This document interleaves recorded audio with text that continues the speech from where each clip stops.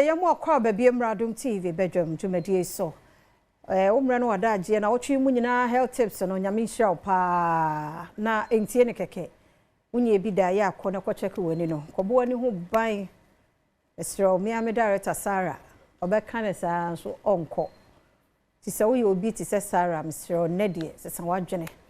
Dr. Rachel na jawne no edi enkomo wa hwe. Enwumre so enkwa hia. I care. The children I care. Krano. Yehwe krano ni. Aha, krano. Omudi agrona bo abona ni so. Oba tan krano ho abufuo no atwa nani so. Ni nyina nya effect e won krano ani. Ti yesre. Ohwe ade ne saa because ye pese ye aduane. Na ohwe fon no, ye ja fon na man krano. Ye ja TV no na krano tie ni mu se ya cartoons no nko a hwe. Wodi mhunsunsa so edumre 8 p.m. Awadum TV mkwahia yede beba na afei nuane ahodo a obedidi e beboa wo amo opomuden aye kama afei aduane exercise ahodo ni nyina mkwahia yede bebra woni brain tie da se Endpoint Homeopathic Clinic on Madaroma ene etimide health tips no ebrewo ti nyame yadoma next week so foforo wo ho sa abre kro no a 5 minutes yen che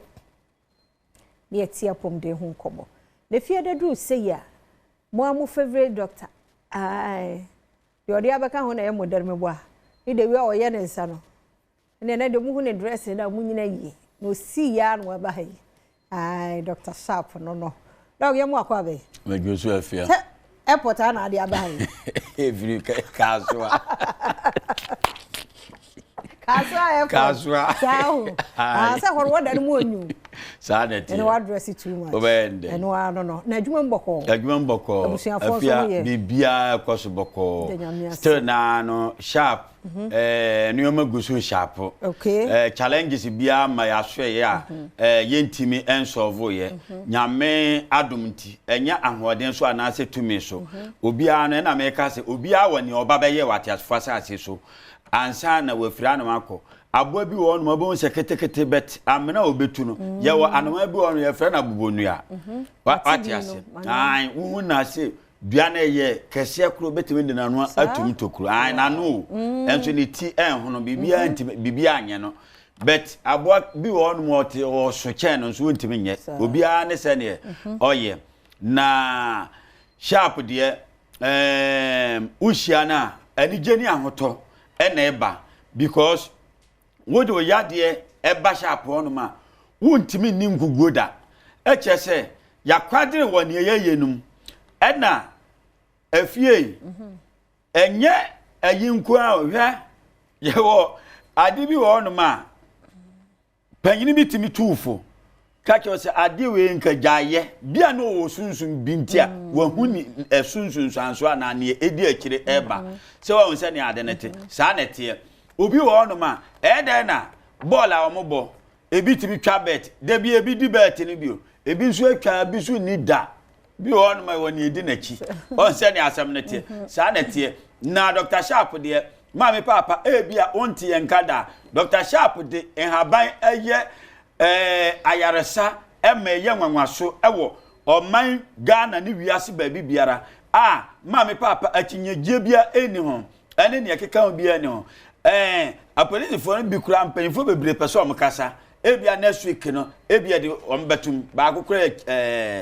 chiefs were superintendent what you say panyini pa ene ade ayi omoye be yi kura mpese o mkasa ne nyankopon nam yeso sani nam yeso abo omo nkrofo bi omo de omba ono ma ya hwe omo ama omo ho aye obi ya gani ne rabinum ba ya gani sei ya yade no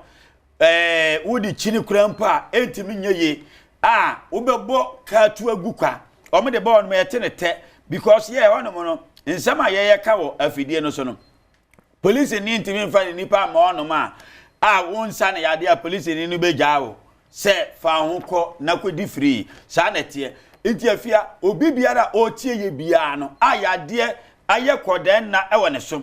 yade no doctor na se hospital kire se sa yade we se de eba oso a eni aduro wo ho na ye de ne nya adi e ba to enye no koreda ade bia wo na de wonim se afia first no so obi dwonso a yesua no ubetimi twan dwonso ayi one day pe woman na duro bi anomo wonim nsane na omo ye anadwe first pa na yesusa no won se na omo kaka motobi sa ne aya Christmas omo hihye max ne ade no se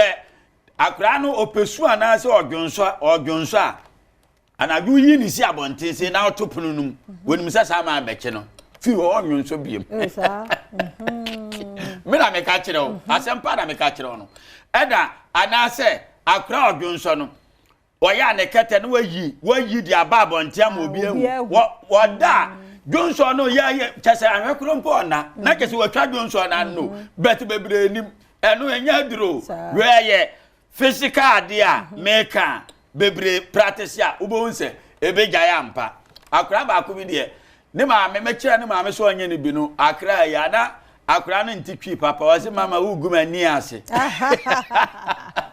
opese ogu mani ase chese ogu nanim ase no ne twi no enye papa ma me papa wo tie mem o yarefuo bi oba bi ana wankasa na o yare yade no wo dia hospital entimi nko Dr. Sharp ka kire wo se fabra ne honom e wo kasoa na se ontimi nya ma e ma ne nko a enha ho me se oba na yentimi ansofo ama edu sika be ma ye di 15,000 Ghana cedis atoso da bia metaka asebwe Fridays aya me ba anom Tuesdays and adwonso so no me pa cho me wo Adom FM eno Tuesday de ne 11 to 12 anadwo me pa cho bebre tie Dr. Sharp ena Friday bia anso so no anopa anso so no me wo agise bia bibi hye de si ma e bia bibi ma me papa yarefo no se wo de no ba yo no na wo se wo anya ahoto anasa yaresa e bia wa hwe TV no so e bia wa tie wo Adom FM ya ba Adom FM no me wa Adom ansa na lockdown no ba total lockdown no nti be 7 years kura na ebeba ya ye program ya de atudwa se wo hu anto no frem pa to ye nya nipa ba kumpo wo tie wa Adom FM ana TV mesi nipa ne yare ya sa ne yade anye ya fa no bra multimedia no na fa no begina kwa na no me pa cho Sharp ba no am obi ahu na chese journalist fo asom na obi aka me pa cho unye nipa ba kumpo yade ne gise wa mfa ma ye ho ode ba ye besa sa na nyankopon ti asefo sa tumi nu no ode ade be ode amaye obi timi bokro no amba cho obi anche ne da ma me papa sa na tie obi ane ni ode ba asasi so obi afuomu enkrantie start so omo wi aburo na nipa no besum fidie afafuo no nyina enkrantie bekom no enye obi ana fidie beyi no ma me papa sa na tie nyame won hyehyɛ ya ode ye ne dwumadie bia ade buo nipa dasani na ye de ende eya yaresa ya de we se bi da so me pa cho doctor bi se ni adura me se fabra ye ho upa ye police report na faka ho se Dr. Sharp na system afia obi bre wonim se tumo nyina me ye o ayi ketu akeke tumo stones in the kidney nyina no me sama ne ko what ya che sa de tie enti obi a o tie me bia no on hye ne nso no hu se dwumadi a ye di no me si apart from chakwata kompo ena mumu pe ena yensa ewo ho yade bia ewo din bia ne doctors for so omu ne aduro mba cho enya me mani su ho no ma me papa manos me fato nchen ba bi me pa cho ye ho no ye sama ne ko sa na tie o ma ye ho a ena wo ti ba bi e ka nsem bebre o ma doctor bi da won so na wo antu ana mo mpa cho yade ngi se de ko wo sa na tie bra na benu meduro anye ye du sika ma ye be mo 15,000 Ghana cedi account because you waste your time anya sa report me ni ba police station bia o mu hwe ye ni o mu tie me wakasoa me pa cha oye case ni wo no ma mpanyimfo no be frem me pa cha ma IGP mfa segina nkwa na police fo mfa segina nkwa se me ma mo obi aduro anom wakasoa o se ne ho nto ne da me start se me ye adwuman me pa cha ebinsi da minisa record no bi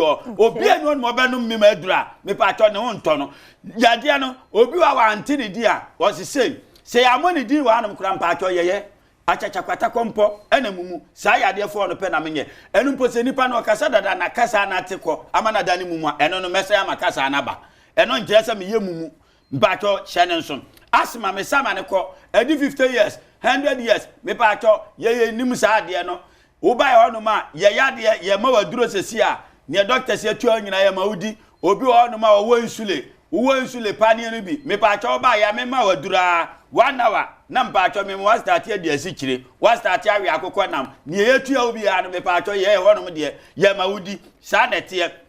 ma me papa o tie me liver problem kidney problem ho heart ye so ye ekuro no eye pacha asa de diabetes ama ona na ebi atete agu na nso na ebi atete agu ba ma ntimi ankukuro na kese me ye daadafo me to ga na mra sa na tie location no any number no ma me papa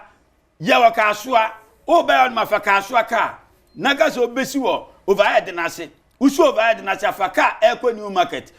na ga so besi wo ADB bank usi ADB bank ya bisa nipa bi ase o hwe Dr. Sharp me pa cho bia ba ya de be ebe kiro number sin na wo TV no so no 0266 14 another 14 6 9 0266 14 another 14 6 9 050 554 19 96 last week in sa number we no a mistake kakra nti wo frɛ na ekosi ba bia faniye last week no mo ye mistake kakra ya kwere to 050 554 19 96 0266 14 another 14 6 9 020 489 74 54 me consultation eye 200 Ghana cedis every day bia me trance eye adwuma me fia no ma me program ba ko me kope me ko hwe nkrofo ma me papa wo de yade ne ba ne antimi ansa na gese bia wan fa ma ye ho me ne bro ni ba me firi nkrasa ye firi ne kraka sunsum ne tumi ne anwode wa me so Dr. Sharp the Dima Chesa malatu daga pay na de mama left there nebe nkum next week na mama right yate side and side if you ajesu say baby aye adwuma side and side baby aye adwuma me kan wa ka say baby awe ke side and side baby awe work maletu dage pay Dr. Sharp no ye kwaba ye ba ahosepe wo ho mambo tena ye krado etwa so ye kwaba